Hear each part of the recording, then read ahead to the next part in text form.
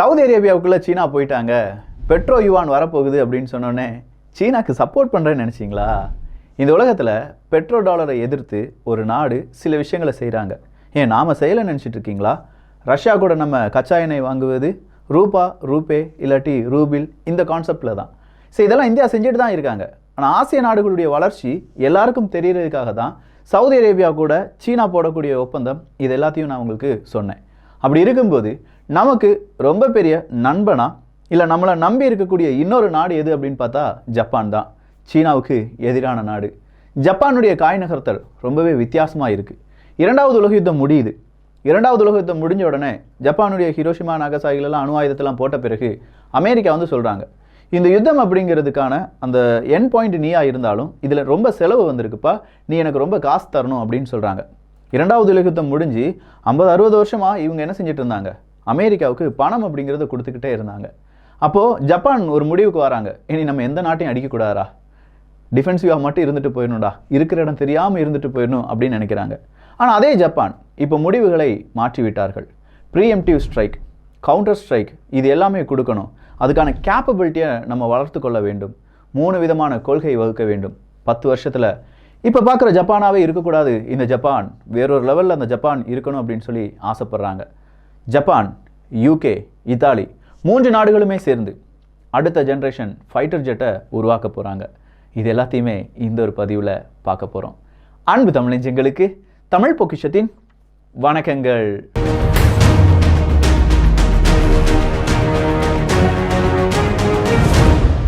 ஜப்பானை பொறுத்த வரைக்கும் 3 இம்பார்ட்டண்ட்டான கிரிட்டிக்கல் செக்யூரிட்டி டாக்குமெண்ட் அப்படிங்கிறத ரிலீஸ் பண்ணுறாங்க. ஒன்று national security strategy, national defence programme guidelines, medium term defence programme அப்படிங்கிறது தான். 2022 எண்டில் இந்த மாதிரி 3 இம்பார்ட்டண்ட்டான செக்யூரிட்டி டாக்குமெண்ட்ஸை வெளியிடக்கூடிய ஜப்பான் 2023 10 வருஷத்தில் அவங்களுடைய டிஃபென்ஸ் எல்லாத்தையுமே, அவங்களுடைய டிஃபென்ஸுக்கான பட்ஜெட்டில் ரொம்ப பெரிய தொகையை உயர்த்த வேண்டும் அப்படின்னு நினைக்கிறாங்க. அதுலேயும் குறிப்பாக 2023 இந்த தொகை பல மடங்கு உயர வேண்டும் அப்படிங்கிற ஒரு கட்டளை பிறப்பிக்கப்பட்டிருக்கு. இந்த ஐடியாவுக்கு ஓகே சொல்லியிருக்காங்க லிபரல் டெமோக்ராட்டிக் பார்ட்டி, எல்டிபி அப்படிங்கிற அந்த பார்ட்டி, அதாவது ஜப்பானை இப்போது ஆளக்கூடிய அந்த பார்ட்டி தான். ஸோ இவங்களுடைய முதல் விஷயம் என்ன தெரியுமா? ஜப்பானை பொறுத்த வரைக்கும் நிறைய ஐலண்ட் அப்படிங்கிறது இருக்குங்க. இந்த ஐலண்டை பாதுகாப்பதற்காக ஏர் டிஃபென்ஸ் சிஸ்டம் இருக்குது, ஆன்டி ஷிப் மிசைல்ஸ் அப்படிங்கிறது இருக்குது. இது எல்லாத்தையுமே 3 மடங்கு உயர்த்த போகிறாங்க. சில ஐலண்டில் ஒரு யூனிட் இருந்துச்சுன்னா அந்த இடத்துல 3 யூனிட்டுக்கு மேலே இருக்கணும் அப்படின்னு நினைக்கிறாங்க. அதுலேயும் குறிப்பாக ஜப்பானுடைய சதன் சைடில் இருக்கக்கூடிய ஐலண்டாக இருக்கட்டும், இல்லை பாலிஸ்டிக்ஸ் மிசைல்ஸ் இன்டர்செப்ஷனாக இருக்கட்டும், இது எல்லாமே அதிகப்படுத்த வேண்டும் அப்படிங்கிற மிக முக்கியமான ஒரு ஸ்ட்ராட்டஜியை வெளியில் விட்டுருக்காங்க. இந்த ஐலண்ட் அப்படின்னு சொல்லும் போதே ஒரு விஷயத்த நல்லா புரிஞ்சுக்கோங்க. ஜப்பான் கூட தீவு விஷயத்தில் சண்டை போடுற நாடு சீனா மற்றும் வடகொரியா. தென்சீன கடல்ல பிரச்சனை, வடகொரியா கூட மிகப்பெரிய பிரச்சனை அப்படின்னு சொல்கிற செய்தியெல்லாம் நம்ம அடிக்கடி கேள்விப்பட்டிருக்கோம். நம்ம தமிழ் விதை சேனலில் பார்த்தீங்கன்னா கண்டிப்பாக இந்த செய்தியெல்லாம் நீங்கள் தெரிஞ்சிருப்பீங்க. ஸோ தென்சீன கடலில் பிரச்சனை அப்படின்னு சொல்லும்போதே ஜப்பானுடைய சதன் சைடில் இவங்க ரொம்ப பெரிய அளவு அவங்களுடைய மிசைல்ஸ் எல்லாம் 3 மடங்கு ஆக்க போகிறாங்கன்னா அதை நீங்கள் கனெக்டிங் டாட்ஸ் வழியாக இணைத்து பார்த்து கொள்ளுங்கள். டிசம்பர் 2ஆம் தேதி இதுக்கான அப்ரூவல் எல்லாமே கிடைக்குது. இந்த அப்ரூவல் கிடைச்ச பிறகு இவங்க அறிவிப்பை வெளியில் விடுறாங்க. அதுலேயும் குறிப்பாக கவுண்டர் ஸ்ட்ரைக் கேப்பபிலிட்டிஸ் அப்படிங்கிறத அவங்க மிகப்பெரிய ஒரு அறிவிப்பாக சொல்கிறாங்க. இந்த கவுண்டர் ஸ்ட்ரைக் கேப்பபிலிட்டி அப்படி இல்லைனா ப்ரீஎம்டிவ் ஸ்ட்ரைக் அப்படின்னு சொல்கிறது எதிரி நாட்டவர்களுடைய ஏவுதளமாக இருக்கலாம், இல்லை எதிரி நாட்டவர்களுடைய இராணுவ பேசஸாக இருக்கலாம், இதெல்லாம் அடிக்கிறது தான். அதுவும் இந்த ப்ரீஎம்டிவ் ஸ்ட்ரைக் அப்படின்னு சொல்லும்போது எதிரி நாட்டவர்கள் நினச்சி கூட பார்த்துருக்க மாட்டாங்க இப்போ வந்து ஜப்பான் அடிக்கும் அப்படின்னு சொல்லி, ஆனால் அடிச்சுட்டு போயிட்டே இருப்பாங்க. இதை தான் ப்ரீஎம்டிவ் ஸ்ட்ரைக் அப்படின்னு சொல்லுவாங்க. இந்த ஸ்ட்ராட்டஜியை ஜப்பான் ஃபாலோ பண்ண போகிறாங்க. ஸோ இவ்வளோ நாள் செல்ஃப் டிஃபென்ஸாக மட்டும் இருக்கணும், டிஃபென்சிவாக மட்டும் நம்ம இருக்கணும் அப்படின்னு நினச்ச ஜப்பான் இப்போ ப்ரீஎம்டிவ் ஸ்ட்ரைக் நடத்துகிற மாதிரி உயர வேண்டும் அப்படிங்கிற ஒரு மிகப்பெரிய முடிவுக்கு வந்திருக்காங்க. அதுலேயும் ஹைப்பர்சோனிக் மிசைலாக இருக்கட்டும், இல்லை ஹைப்பர்சோனிக் கிளைட் வெஹிக்கிளாக இருக்கட்டும், இதை கம்பைன் பண்ணி நிறைய புதுவிதமான மிசைல்ஸை உருவாக்கணும். கிட்டத்தட்ட 10 டைப் மிசைல் அப்படிங்கிறத நாமே உருவாக்க வேண்டும் அப்படிங்கிற அந்த ஒரு முடிவுக்கும் வந்திருக்காங்க. அது இல்லாமல் 2019 மீடியம் டேர்ம் டிஃபென்ஸ் ப்ரோக்ராம் அப்படிங்கிறத இன்னும் கொஞ்சம் என்ஹான்ஸ் பண்ணி ஜாயிண்ட் ஸ்ட்ரைக் மிசைல்ஸ் அப்படிங்கிறதையும், joint air to surface stand off missiles JASSM அப்படின்னு சொல்லுவாங்க, அதையும் long range antiship missiles LRASM அப்படின்னு சொல்லுவாங்க, இந்த மிசைலையும் நம்ம கூடுதலாக நம்ம நாட்டிலே உற்பத்தி செய்யணும் அப்படின்னு சொல்லி ஜப்பான் விரும்புகிறாங்க. கிட்டத்தட்ட 12 surface to ship missiles, 12 type surface to ship missiles அப்படிங்கிறது இருக்கு.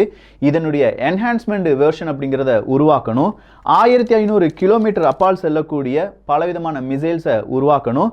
500க்கும் அதிகமான யூஎஸ் மேடு டாம்ஹாக் க்ரூயிஸ் மிசைல்ஸ் அப்படிங்கிறத 2027க்குள்ள வாங்கி குவிக்கணும். இப்படின்னு சொல்லி இவங்களுடைய கனவுகள், இல்லாட்டி இவங்க டிஃபென்ஸுக்காக செலவு பண்ணக்கூடிய தொகை அப்படிங்கிறது பல மடங்கு உயரப்போகிறது. 2030க்குள்ள 3000 கிலோமீட்டர் ரேஞ்ச் இருக்கக்கூடிய ஹைப்பர்சோனிக் கிளைடு வெஹிக்கிள் அப்படிங்கிறதும், ஹைப்பர்சோனிக் மிசைல் அப்படிங்கிற கம்பைன் செய்யப்பட்ட ஒரு மிசைலை உருவாக்கி விடுவோம் அப்படிங்கிற ஒரு நம்பிக்கையுடன் ஜப்பான் அடியெடுத்து வச்சிருக்காங்க. ஸோ ஜப்பானுடைய இந்த விஷயத்தை அப்படியே நீங்கள் நிப்பாட்டிடக்கூடாது. இதுக்கு பின்னாடி 2 விஷயங்கள் நடந்துச்சு. ஒன்று, ஜப்பான் ஆஸ்திரேலியாவினுடைய 2+2 அப்படிங்கிற அந்த மீட்டிங் தான். 10வது முறையாக இந்த மீட்டிங் நடக்குது. ஆஸ்திரேலியாவுக்குள்ள அமெரிக்கா அவங்களுடைய பாம்பர் விமானங்களை நிப்பாட்டியிருக்காங்க. அந்த பாம்பர் விமானங்களை நிறுத்தும் போதே அது சீனாவுக்கு எதிரானது தான் அப்படிங்கிறது சீனாவுக்கும் தெரியும். சீனா அதுக்கு எதிர்ப்பை தெரிவிக்கிறாங்க. அதுக்கு ஆஸ்திரேலியா சொல்கிறாங்க, ஏன் நாட்டில் அமெரிக்கா கொண்டு நிப்பாட்டுறாங்க, உனக்கு என்ன ராசா அப்படின்னு சொல்லி கேட்குறாங்க. ஜப்பானுடைய ஒக்கினவா அப்படிங்கிற ஏர்பேஸ் அமெரிக்காவினுடையது. அங்கே பலவிதமான மாற்றங்களை செஞ்சுட்டு இருக்காங்க. அங்கே நிப்பாட்டி வச்சிருக்கக்கூடிய விமானத்தை மாற்றுறாங்க. புது ரக விமானங்கள் எல்லாமே அங்கே வரப்போகுது. அது இல்லாமல் இப்போ ஜப்பான் அதுக்காகவே ஸ்பெஷலாக ஒரு டீமை ஃபார்ம் பண்ண போகிறாங்க. இந்த ஒக்கினோவாவா இருக்கட்டும், இல்லை நான்சை ஐலண்ட் செயின் அப்படின்னு சொல்லுவாங்க. இந்த நான்சை ஐலண்ட் செயினை பாதுகாப்பதற்காகவே அவங்களுடைய ground self defence force GSDF அப்படிங்கிற அமைப்பிலிருந்து புதிய ஒரு கிளை அமைப்பை ஏற்பாடு செய்ய போகிறாங்க. அதை ஒக்கினோவா டிஃபென்ஸ் குரூப் அப்படின்னு சொல்ல போகிறாங்க. ஸோ புதிய ஒக்கினோவா டிஃபென்ஸ் குரூப்பில் கிட்டத்தட்ட 3000க்கும் அதிகமான இராணுவ வீரர்கள் புதிதாக சேர்க்கப்பட்டு புதிய ரெஜிமெண்ட்ஸ் அப்படிங்கிறத உருவாக்க போகிறோம் அப்படிங்கிற அறிவிப்பும் வந்திருக்கு.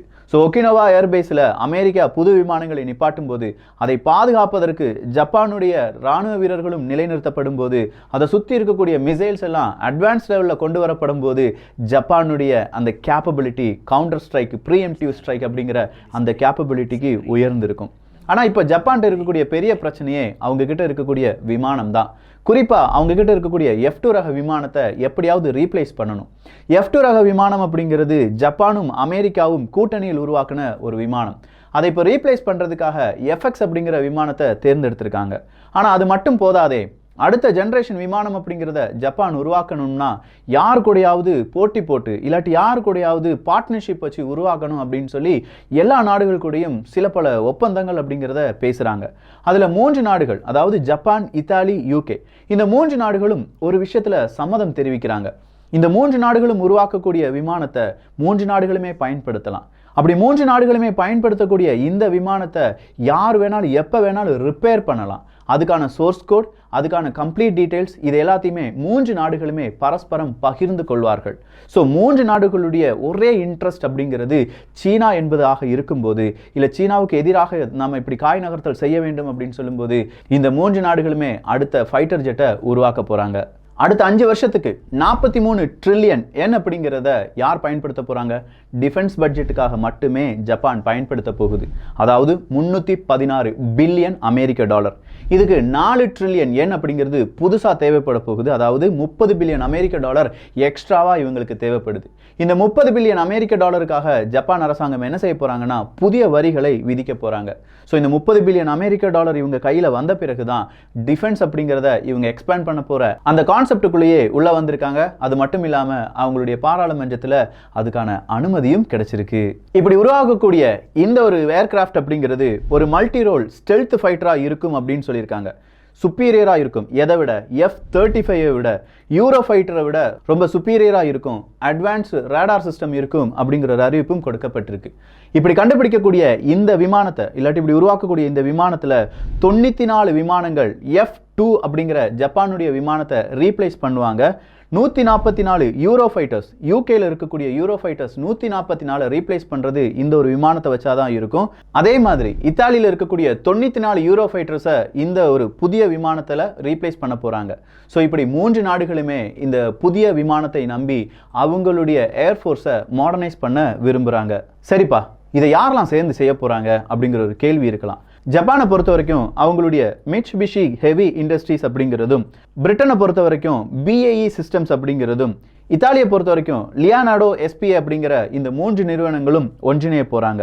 ஜப்பானுடைய IHI, பிரிட்டனுடைய ரோல்ஸ் ராய்ஸ், இத்தாலியினுடைய ஏவியோ ஏரோ, இந்த 3 நிறுவனங்களும் சேர்ந்து தான் இந்த ஃபைட்டர் ஜெட்டுக்கான என்ஜினை உருவாக்க போறதா அறிவிப்புகள் வெளியாகிவிட்டது.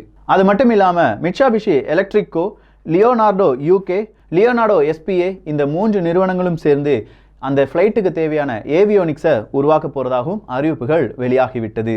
ஸோ இந்த 3 நாடுகளும் உருவாக்கக்கூடிய இந்த ஃபைட்டர் ஜெட், இது உருவாக்குறதுக்கான ஒரு ப்ரோக்ராம் இருக்கு பார்த்தீங்களா, அந்த ப்ரோக்ராமுக்கு ஒரு பெயர் போட்டிருக்காங்க, குளோபல் காம்பேக்ட் ஏர் ப்ரோக்ராம் அப்படிங்கிறது தான்.